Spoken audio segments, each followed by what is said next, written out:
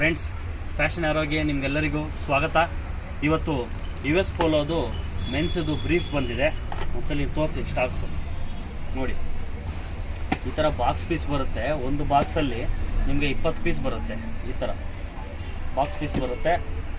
ಹೋಲ್ಸೇಲರು ನೋಡಿ ಈ ಥರ ಬಾಕ್ಸೇ ತೊಗೋಬೋದು.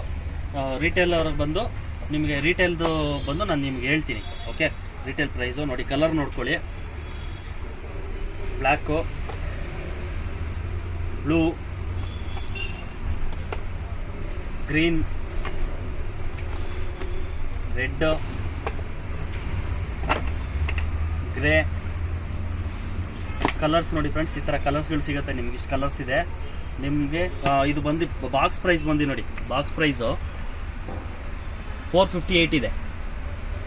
458 ಬಾಕ್ಸ್ ಪ್ರೈಸ್ ಇದೆ. ಪ್ಯಾಕ್ ಆಫ್ 2 2 ಪೀಸ್ ಬರುತ್ತೆ. ಪ್ಯಾಕ್ ಆಫ್ 2ದು ಪ್ರೈಸ್ ಇದಿದೆ.